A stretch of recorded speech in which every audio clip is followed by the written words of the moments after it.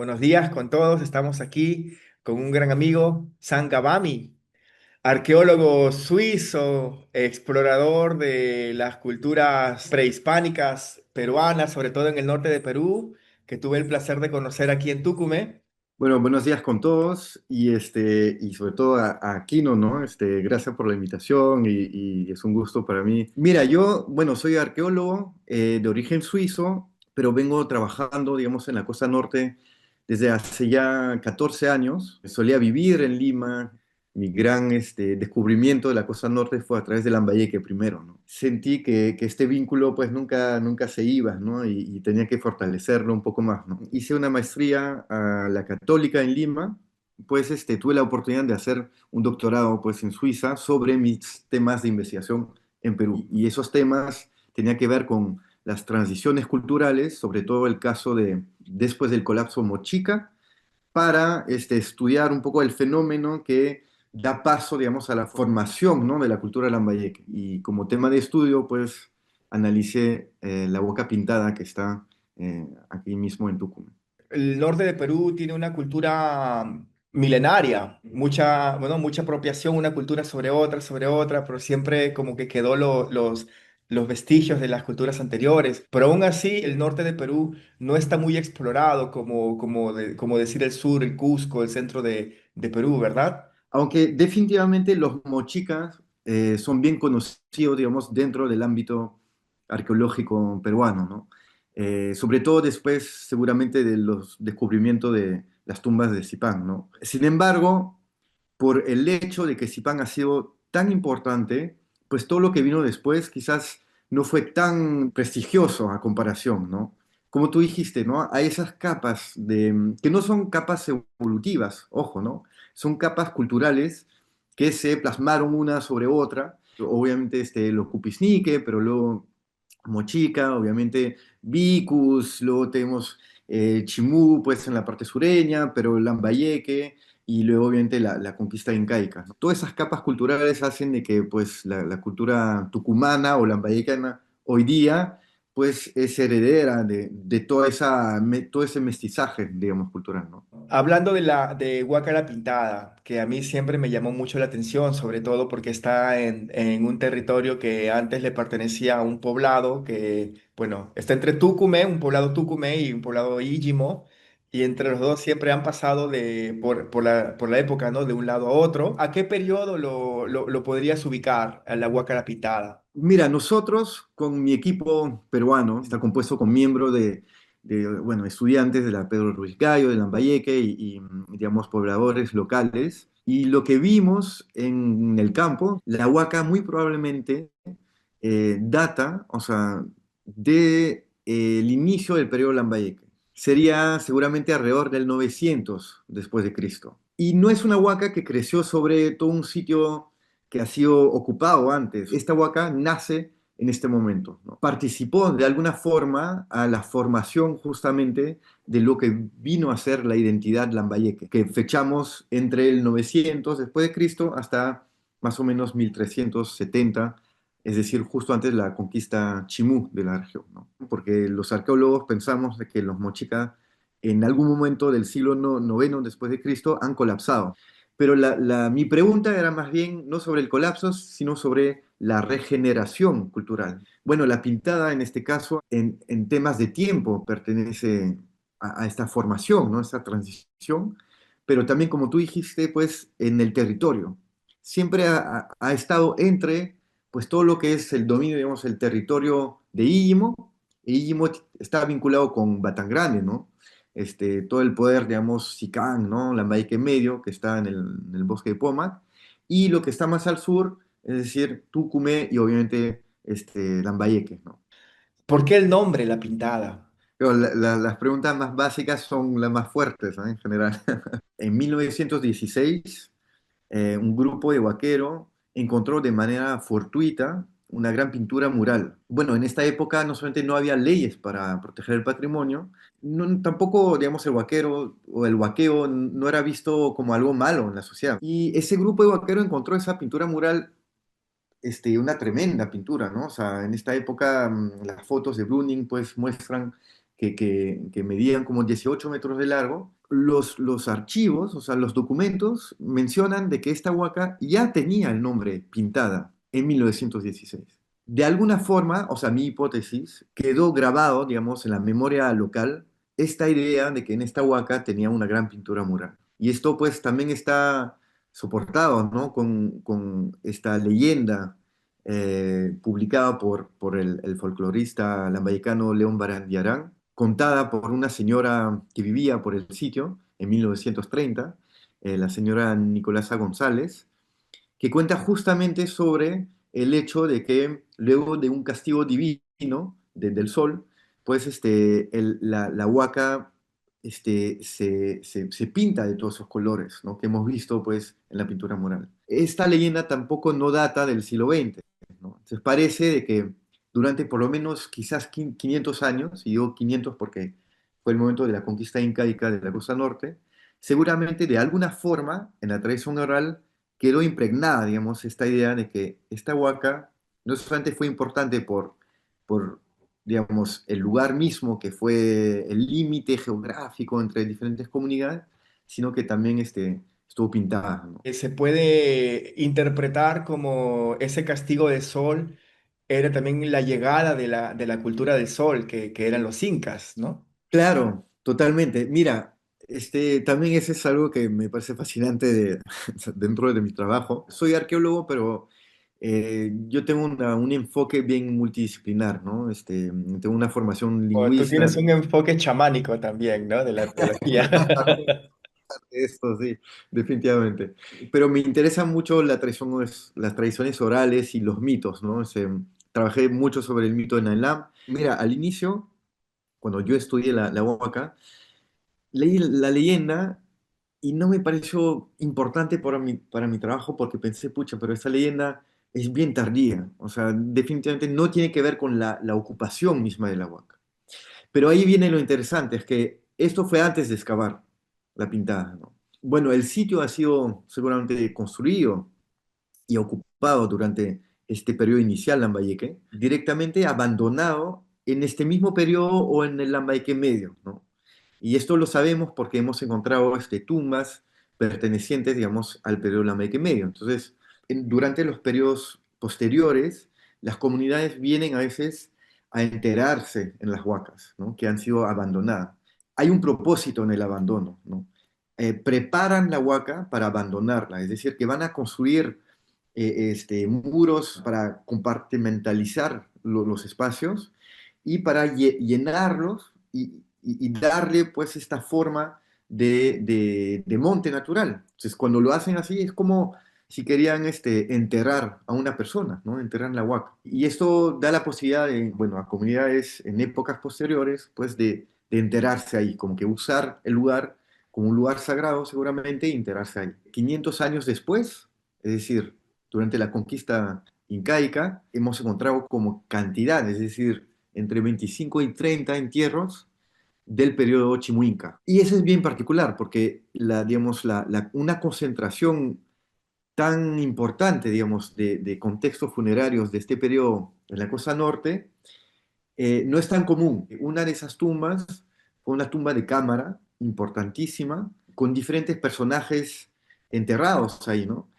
Cientos de huacos en ofrendas, ¿no? O sea, demuestra, digamos, el prestigio de esos personajes ahí. Y esta tumba no estuvo excavada en cualquier lugar, tampoco, sino que la encontramos al pie mismo de las pinturas. Y parece que estaban muy al tanto, sabían exactamente dónde estaban las pinturas y quisieron enterarse ahí. ¿Y tú crees que eso refleja algún uso religioso, funerario de la huaca? Las hipótesis que manejamos nosotros definitivamente pues cambia la función del lugar, ¿no es cierto? O sea, pensamos que la pintada durante la época de Lambayeque fue un templo que servía para reunir a gente y presenciar ceremonias que se daban sobre un escenario un poco más alto en la Huaca, que estaba justamente adornado por esa famosa pintura. En época inca, pues cambió totalmente la función. Ya no es un templo para este fin, sino que es un lugar de memoria, es un lugar, es un cementerio, seguramente de una comunidad bastante noble de esta época. Los huesos que hemos encontrado en esas tumbas, la mayoría, estaban desarticulados, ¿ya? Desarticulados, faltaban a veces no la mitad del cuerpo, pero un buen porcentaje del cuerpo no estaba en la tumba. Y la tumba no estaba saqueada tampoco. Según lo que pensamos, y eso lo hemos encontrado en otros contextos de la costa norte, es que, o sea, es muy probable que han podido ser desplazados los cuerpos de un lugar a otro. Hay una forma de reivindicación del lugar. Porque si tú entierras a tus abuelos, a tus ancestros en el lugar, pues te das la autoridad de decir que esto también te pertenece a ti. ¿Por qué? Porque ahí están enterrados tus ancestros. O sea, obviamente es dentro de la esfera religiosa, sin embargo puede ser, ¿no? Una reivindicación quizás territorial, ¿no? De esa conquista incaica de la costa norte. Volver, ¿no? El sentido de volver pues a la tierra, de volver a los orígenes, ¿no? Siempre es como que un ciclo. Recuerdo que hace muchos años yo escuché una frase que me quedó siempre marcada en la cabeza, que es como que las sociedades son como los ríos, siempre vuelven a buscar el mismo cauce. Mira, la huaca pintada a comparación de otra huaca es bastante pequeña, ¿no? Pero yo creo que tenía mucho prestigio justamente por, uno, pues las pinturas, que no es tan común, y lo otro, pues su ubicación, que quizás fue estratégico, y por eso, pues, la gente quiso excavarse o enterrarse ahí. Acá en Tucumán pues hay un sabio, Federico Villarreal, que murió en Lima y sus restos fueron trasladados a Tucumán hace pocos años, 90, bueno, 97 más o menos. Siempre se intentó trasladarlo aquí, pues nunca se pudo, ¿no? Y cuando llegó acá hubo una gran fiesta porque era como que él es hijo de este pueblo y tenía que estar allí acá, ¿no? Enterrado, ¿no? Yo creo que ese es un tema súper importante. Es un hijo de esta tierra, ¿no es cierto? Entonces, está bien que muera en Lima y que, digamos, todo el Perú lo celebra porque ha sido un peruano, ¿no? La gente sabe que su tierra es esa tierra tucumana, ¿no es cierto? Entonces, la importancia de devolver, digamos, el cuerpo a la tierra misma, ¿no? Y como dice la canción, ¿no? Todos volvemos a la tierra donde nacimos, de alguna forma, ¿no? Sin embargo, esto me hace pensar a algo que pasó, un evento, que me disculpen, no recuerdo exactamente los nombres, creo que fue un cacique que se llama Cajasimsim u otro, en Trujillo, ¿ya?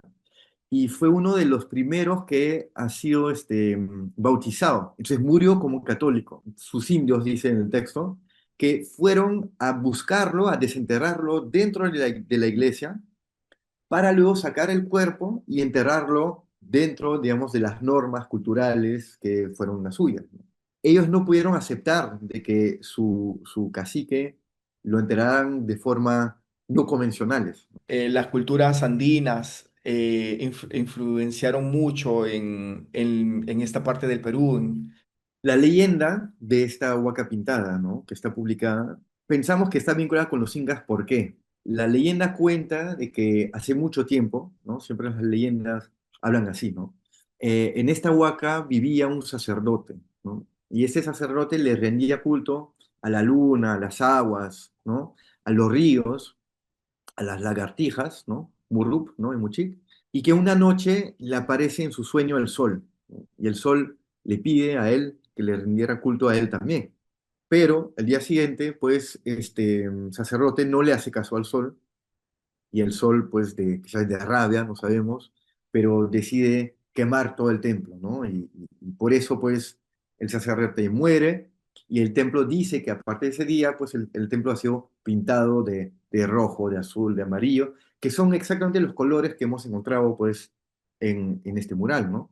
¿Por qué pensamos que está vinculado con los incas? Es porque las lunas, las aguas, las lagartijas parecen ser, digamos, divinidades muy locales, es decir, muy Costa Norte, ¿no? Porque justamente lo vemos en la iconografía mochica y lambayeque y más allá, ¿no es cierto? El culto imperial inca por excelencia es el culto al sol. Eso no significa que las huacas no existían o que que otras cosas no eran sagradas. Sin embargo, parece que el sol tenía un lugar especial, digamos, dentro del panteón, ¿no? Entonces parece que de alguna forma esta leyenda traduce en términos metafóricos la conquista incaica de la costa norte. Es una forma de leerlo. Ahora, si fuera así, eso no te puedo asegurar. Puede interpretarse de varias maneras y sobre todo pues que siempre va a llevar a esa pues a donde fue el final, ¿no? Que fueron los incas, los últimos huéspedes de esa Bueno, tierra. los últimos, no te diría eso, ¿no? Al final, uno se da cuenta cuando va al sitio ahora, pues, ¿no? Hay una comunidad que vive ahora por La Pintada. Y esa comunidad se llama, ¿no? La Pintada. Hay un colegio, hay varios restaurantes, eh, familias que viven ahí desde hace varias generaciones. Para mí que la Huaca todavía, este, todavía tiene su lugar, digamos, ¿no? Y todavía está habitada. Justamente hace poco publiqué un artículo con mi colega Cristian Cancho, mi amigo y compadre también, sobre esta idea de cómo la Huaca pues trascendió en diferentes épocas. La construyeron en la época de Lambayeque, luego se ¿cómo se dice? Reinvertir el sentido del sitio, ¿no? Y la función en la época inca y luego de vuelta pues en la época moderna. Y hablando pues con la gente de la comunidad, uno se da cuenta de que hay un montón de pequeñas historias, ¿no? Vinculadas con la Huaca. La Huaca todavía tiene un alma, ¿no es cierto? A veces la gente la teme y como la Panamericana, bueno, cortó el sitio en dos partes, puede haber accidentes, lamentablemente, ¿no? Entonces, lo que decía la gente es que, pues, la Huaca es la que tenía hambre. Esas historias hay un montón todavía y obviamente no solamente La Pintada, hay un montón por todas las huacas. Y yo creo que eso participa justamente en en fortalecer este vínculo entre las comunidades hoy en día y esos sitios arqueológicos. Yo que soy de acá, no me considero tucumeño. Hasta el día de hoy, por ejemplo, cada vez que voy a caminar por una huaquita o voy a caminar por aquí por mi lugar o por donde vaya, una montaña, algo, siempre voy con mi bolsita de hojas de coca, con mis cigarritos, los mapachos, dando una ofrenda antes de entrar a ese mundo imaginario que le llamamos el encanto, ¿no? De aquí de Tucumán. ¿Qué es lo que más te llama la atención? ¿Qué cosmovisión, qué historia sobre la Huaca te ha llamado más la atención? Pucha, podría hablar horas, ¿no? De esto. O sea, anécdotas tengo un montón, ¿no? Y esto yo le debo a esos encuentros que tuve la suerte de tener, ¿no? Mira, yo soy muy amigo con, por ejemplo, el profesor Vidal Coveñas. Su padre había fundado, pues, ese colegio que está al pie de la Pintada. Y es bien interesante porque el colegio ya tiene 90 años, ¿no? Este año, en octubre, celebraron los 90 años. La gente le decía a su papá, ¿no? Que se llamaba Max, que sea Max, pero está loco, ¿cómo va a ser un colegio al pie de una huaca, ¿no? O sea, ¿quién va a venir a estudiar a la huaca, ¿no? Y al final, él consideró, ¿no? De que esa es parte de la cultura del lugar, ¿no? Y que no había que huirla, sino más bien lo contrario, ¿no? Hay una relación bien ambigua con las huacas, ¿no? Tanto de miedo como de fascinación, tanto de lugar sagrado como de lugar a veces abandonado. Esta relación ambigua también la vemos en muchas cosas sagradas en el mundo. Si uno no cumple con el rito de una buena forma, quizás le va a ir algo mal. Por eso las ceremonias y los ritos son tan cuadrados, ¿no? Porque uno tiene que saber exactamente cómo hacer, porque tiene que hacerlo bien. Mira, yo nací en una familia que no es muy creyente. Mis padres también, digamos, de una educación más científica. Mi papá de Irán huyó un poco del país, una situación en la cual pues la religión era un poco, digamos, pesada, por no decir más, ¿no? Yo no tenía supersticiones particulares, ¿no? O sea, yo iba para estudiar un sitio arqueológico, vestigios del pasado, pero estudiando el sitio me di cuenta que no es así y yo tenía que hacer un esfuerzo para entender realmente cómo es que trabaja la huaca. Son historias, pero uno tiene también que experimentar más, digamos, en su cuerpo, en su experiencia. Y eso es lo que lo que me ha pasado, pues cuando voy a la pintada yo la saludo, ¿no? Antes de empezar los trabajos, hacen un pago a la huaca. O sea, yo creo que ese es parte del respeto que uno tiene que dar al lugar y tratar de entender cómo son esas costumbres, porque, o sea, tiene un sentido.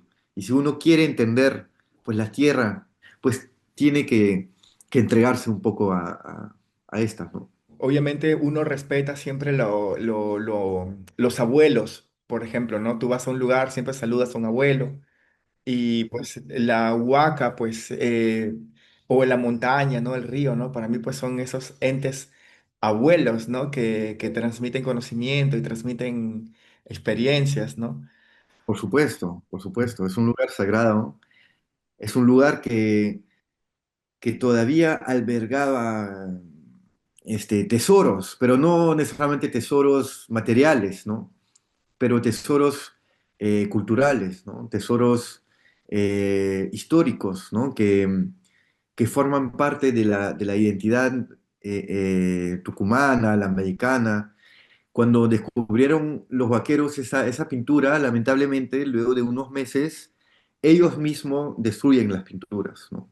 ¿Por qué? Porque había como que bueno, un lío, ¿no? Un conflicto, ¿no? Con las autoridades locales y que ellos querían prohibir más excavaciones en el sitio, ¿no? Entonces, para presionar, destruyeron todo, ¿no? Bueno, la comunidad científica se olvida un poco del sitio y el único que estudió más a fondo era Richard Chadell, que era un norteamericano, en los años 70 de casualidad él encuentra las fotos de Bruning que no estaban publicadas y todo, ¿no? Y él dice, pucha, pero mire, esto era el famoso mural de la pintada, o sea, pero de una iconografía muy particular, muy compleja, que hasta la fecha no conocíamos, ¿no? Él estudia el sitio, pero no lo excava. Entonces, cuando yo, pues, en mi equipo regresamos al sitio o empezamos las excavaciones en el 2019, no sabíamos si íbamos a encontrar algo, ¿no? en el sitio. Además, todo el mundo nos decía, no, pero ¿qué va a haber? Si ya está muy afectada, si ya no hay nada. O sea, como que querían, no sé si querían desanimar, pero no había mucho apoyo en este lado, ¿no? Salvo algunos, ¿no? Y que saludo mucho. Ahora, toda la parte central del muro sí está destruida, lamentablemente. Sin embargo, los huaqueros no habían descubierto pues, de la totalidad del muro. Y esto hace de que las partes externas todavía siguen en vivo. Esto nos ayuda ahora a entender no solamente la composición total, ¿no? de la escena, pero también su contexto, ¿no? Cómo ha sido usado, el por qué, y en eso estamos trabajando, ¿no? Una idea de lo sagrado, digamos, en las culturas andinas, para que sea huaca, tenía que hablar. Muchas crónicas, por ejemplo, ¿no? En la época colonial, cuando hablan de huacas, de ceremonias y todo, dicen que, por ejemplo, el Inca tenía que escuchar, ¿no? Que conversar con una huaca para saber si tenía su poder. Entonces, yo creo que de alguna forma, pues, la pintada tenía un poder fuerte, un poder de hablar. Y en algún momento quizás dejó de hablar, ¿no? Porque la particularidad también de las huacas en el mundo andino es que a veces pueden ser muy huaca y a veces dejan de ser huaca. Al volver a encontrar esas pinturas y sobre todo gracias, bueno, a la comunidad, pero también a su interés y a su apoyo constante, creo que tenemos la posibilidad quizás de volver a escuchar, ¿no?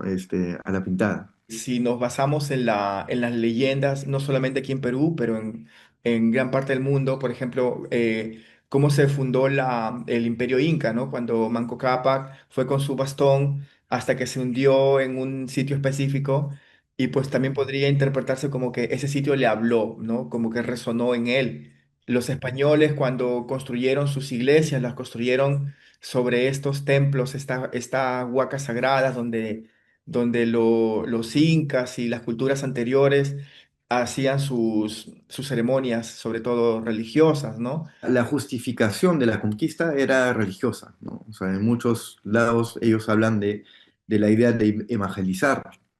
Claro, cuando tú entras en un mundo, una cosmovisión, digamos, en la cual había una montaña sagrada, ¿no? que era un ancestro, que el río también era sagrado. O sea, que elementos de la naturaleza, tú no puedes solamente destruir. O sea, destruir un templo lo puedes destruir, pero destruir una montaña no lo puedes hacer. La gente vuelve a hacerle homenaje, a hacerle ofrendas y todo. ¿Qué es lo que hicieron? Y eso pues es una estrategia también que evolucionó durante la conquista. Empezaron a poner cruces, por ejemplo la cruz de Motupe, ¿no? O cambiar los nombres. Por ejemplo, Yoc, ¿no? Que es un nombre bien muchic cerca de Chepén, ¿no? En el Valle de Jequetepeque, ahora es San Pedro de Yoc. Quisieron aprovechar de la sagralidad del lugar para como que llevarlo hacia su sagralidad. Esa es una constante. Yo creo que los incas también hicieron esto. Cuando conquistaron la costa norte, cuando yo pues analizo la leyenda de Nailán, trato de comparar las diferentes versiones, ¿no? Ahora, hay dos versiones que son muy conocidas, ¿no? Que la de Cabello Balboa, pero también la de Rubino Andrade. Sin embargo, también hay otras versiones que no, a veces no son vinculadas a Nailam, pero yo creo que sí son de Nailam. Entonces, hay una versión de Viracocha, del mito del Viracocha, incaico, obviamente, pero que dice que el Viracocha llega por mar en la zona de Piura y que en este lugar donde llega le hacen un templo y que enseña ¿no? la buena política, no sé qué, y cuando muere dice que se va volando, algo así. O sea, a mi parecer, ese es el mito local, es el mito de Nailam. O sea, es que la expresión oral no la puedes suprimir. Mira, conquistar un territorio, tú tienes que conquistar la gente, obviamente, ¿no?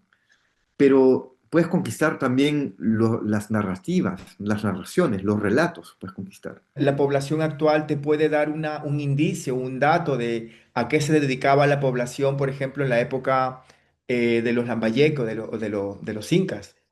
De alguna forma sí, claro, hablamos de 1000 años atrás, y la conquista incaica fue hace 500 años. Y desde entonces pues el panorama cultural de la región también evolucionó bastante. Entonces, yo no puedo decir, por ejemplo, claro, la gente solamente está haciendo la misma cosa, ¿no es cierto? Sin embargo, yo observo elementos que sí lo veo ya, o sea, o todavía en mis excavaciones. Una de esas tumbas que hemos encontrado de la época chimuinca, individuo solo que tenía un bastón, largo bastón, que servía para preparar la chicha. Y este bastón, o algo muy similar, lo sigue usando pues la señora Inoñan Tantarico, que está preparando la chicha en el potrero, ¿no? Y el potrero que está a la pintada, pues es una de las mejores chichas bueno, que por lo menos yo he probado. O sea, existen todavía esos vínculos. Mira, las políticas, las culturas pueden cambiar, sin embargo, no es que todo cambia. La genética, de alguna forma, aunque haya mestizaje, pues hay genéticas también de hace mucho tiempo, ¿no? Que va evolucionando poco a poco. El otro vínculo, digamos, bastante interesante, yo creo que es fuerte en esta zona, es el vínculo que mantiene la gente con el paisaje. Al fin de cuentas, es el mismo paisaje que están compartiendo la comunidad actual que la comunidad que fundó la Pintada hace 1000 años o los incas, el americano inca de hace 500 años. Están de alguna forma conectados a mismos lugares, a la presencia de este famoso Cerro La Raya, que está un poco atrás, con todas esas pirámides, con el mar que está más allá, con el río La Leche que está ahí, el caudal, pero también el fenómeno del Niño comparten, digamos, un espacio en el cual seguramente ellos tenían que enfrentarse a los mismos retos, tenían que entenderlo al vivir allá, pero sobre todo hablando con la gente, ¿no? Como han trabajado la misma tierra, saben, conocen la arena esta, yo creo que ese conocimiento todavía lo tiene la gente. ¿Alguna vez te ha pasado algo así como que alguna visión, algún sueño, algo que tú lo puedas relacionar con esa energía? La Huaca, que era reconocida como sitio arqueológico, es decir, patrimonio del Estado, sin embargo, se encontraba en un terreno privado. Eso hace de que al inicio pues tenía unas complicaciones, ¿no? con el señor Granados, que era el dueño del terreno, porque él pensaba que yo trabajaba por el Ministerio de Cultura, que yo iba a quitarles la huaca y todo, o sea, logramos entendernos, ¿no? Y eso es lo más importante. Y lo hicimos gracias no solamente a la comunidad misma de la Huaca, pero también la ayuda de un chamán, ¿no? De don José Jesús Sandoval Morales, que él justamente trabaja con la pintada, conoce pues al señor Granados y me apoyó pues en este momento. Era como un portavoz a la comunidad dentro de los mismos términos de esta comunidad, ¿no? O sea, quizás cosas que yo no podía hacer. Y también gracias a su familia. Yo me demoré varios años, ¿no? Para llegar a sentirme bien, ¿no? Con el Señor. Antes, cuando iba a la Huaca, no me sentía bien. Sentía que todo era pesado, ¿no? El ambiente. Sentía que no me daban la bienvenida, ¿no? En sí me veía penando, ¿entiendes? Por la Huaca. Y con además todas las historias que me decían, ¿no? Que la Huaca tenía hambre. La verdad que tenía esa sensación de que no sabía en qué me metía. Y los perros ladraban y a veces me choteaban feo, ¿no? Todo esto pasó. Y ya no siento nada de esto. Miraba a la Huaca y decía, pucha, no me quiere, o sea, no quiere que esté acá, definitivamente, ¿no? El último año todo salió, pero recontra bien. Mejor que nadie hubiera pensado, ¿no? Que empezaba a saludar a la Huaca y todo. Y me sentía cómodo, sentía que la Huaca me aceptaba, ¿no? En este lado. Y a partir de ese momento hicimos los descubrimientos.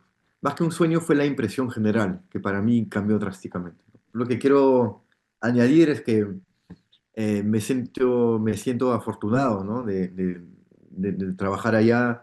Trato de hacerlo lo mejor posible, ¿no? Además con el apoyo de la gente y siempre con y para ello. Gracias por tu dedicación, por tu tiempo y también llevando el nombre de Tucumán, ¿no? A otros fuera, a otros países. Cuando vuelvas acá, sabes que tienes un amigo y cualquier cosa que necesites, también estamos aquí para ayudarte. Muchísimas gracias. Kino, muchísimas gracias por la invitación. Tú tienes una perspectiva tan diferente, digamos, el enfoque que tú brindas es otro, ¿no? La arqueología debería ser más atenta, ¿no?